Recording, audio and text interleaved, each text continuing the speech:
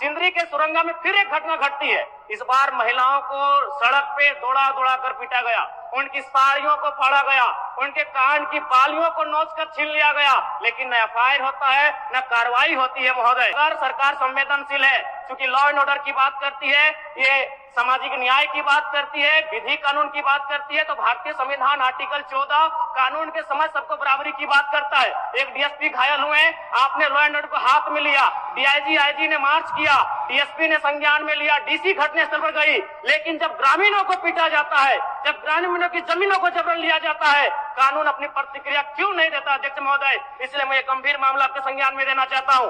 महोदय, भारत है कि जिसके पास भूमि नहीं है, सरकार उसे भूमि आवंटित करेगी, लेकिन यहाँ दुर्भाग्य इस राज्य का कि जिनकी भूमि है, सदियों से, हजारों वर्षों से भूमि पर वो जोत-तोड़ करते हैं, और आज लगता है कि ब्रिटानिया हुकूमत बरकरार है, ईस्ट इंडिया कंपनी का शासन इस राज्य में बरकरार है। आज इसी प्रशासन के जोर पर आज उनकी जमीनों का जबरन अधिग्रहण किया जाता है। मांडू का मामला को संज्ञान में लीजिए, सुरंगा का मामला संज्ञान में लीजिए, घोरा का मामला संज्ञान में लीजिए। अध्यक्ष महोदय, क्योंकि रोज रोज आपके डीएसपी घायल होने का इंतजार मत कीजिए।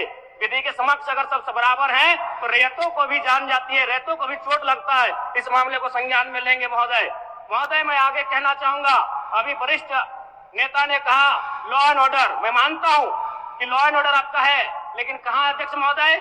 गांवों में, खेतों में, खलिहानों में, बालू और कोयला के खदानों में, माफियाओं की जेब में आपका लॉ एंड ऑर्डर है। महोदय, मैं पढ़ के बताना चाहूंगा, ओबी डंपिंग को लेकर भिड़ंत, फायरिंग, बमबाजी, रेती जमीन पर ओबी डंप किए जाने को लेकर पहले भी हो चुका है संघर्ष, चले थे गोली बम, मामला जीनागोड़ा का।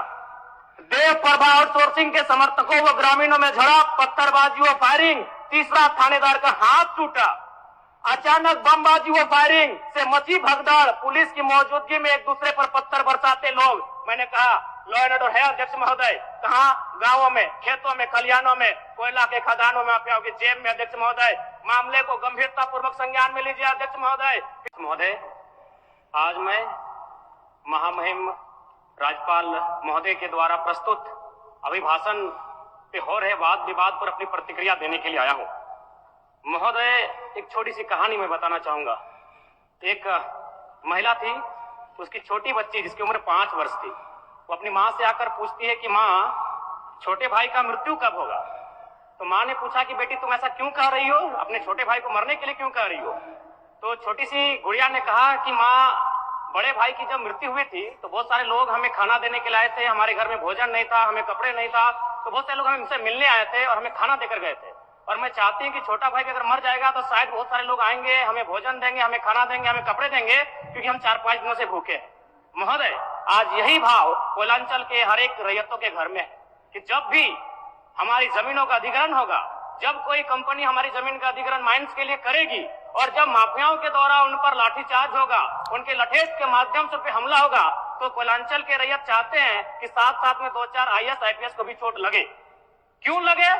न विगत कुछ दिन पहले बाघमारा में एक घटना घटी थी, हिलटॉप कंपनी का मामला था, डीएसपी महोदय घायल हुए थे, सरकार ने वीडियो कॉल से बात किया था, सरकार ने उस मामले को संज्ञान में लिया था, लेकिन ठीक उसके कुछ दिन बाद सिंदरी के सुरंगा में फिर एक घटना घटती है। इस बार महिलाओं को सड़क पे दौड़ा दौड़ा कर पीटा गया, उनकी साड़ियों को फाड़ा गया, उनके कान की बालियों को नोच कर छीन लिया गया, लेकिन न एफआईआर होता है न कार्रवाई होती है। महोदय, इसी प्रकार से आज एक मामला संज्ञान में आया है, मैं सदन को सचेत करना चाहूंगा, ये मामला मांडू का है। महोदय, मांडू के प्रभावित गांव बसंतपुर, पचड़ा, कोतरे, बालमहुआ, हुरदाग, रहवन, पचमो, इचाकडी, बरगैया, ठोठाटा, लइयो, दनिया, यहाँ एक कंपनी है, उस कंपनी का नाम है पावर मेक लिमिटेड, और उसकी सहयोगी कंपनी अमर इंडिया लिमिटेड।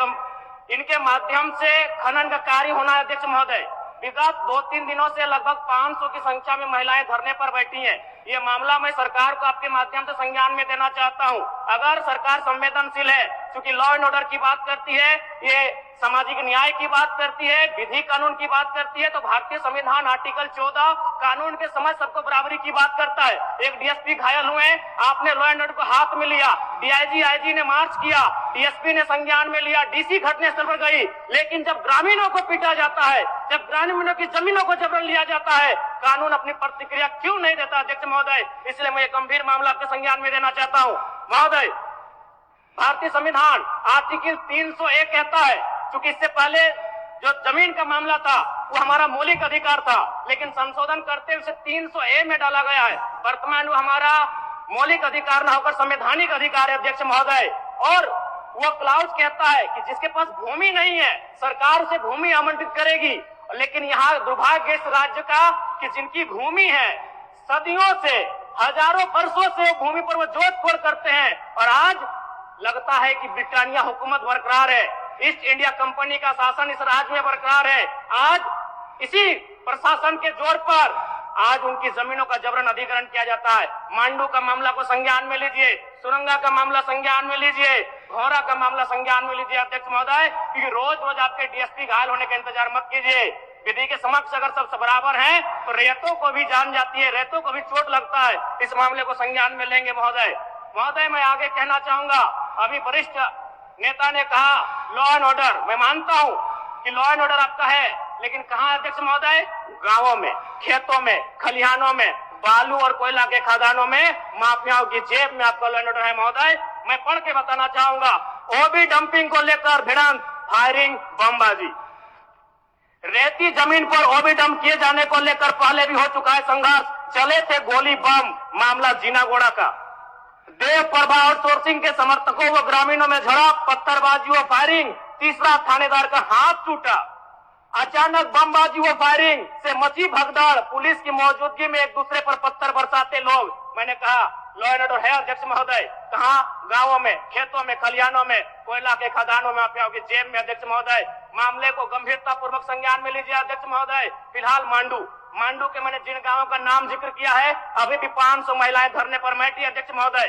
अगर सरकार इस मामले को गंभीरता पूर्वक नहीं लेती अध्यक्ष महोदय, तो बागमारा और झरिया जैसी घटनाएं मांडू में घटित होने में देर नहीं लगी अध्यक्ष महोदय। इसलिए मैं चाहता हूं कि इस मामले को आप संज्ञान में ले।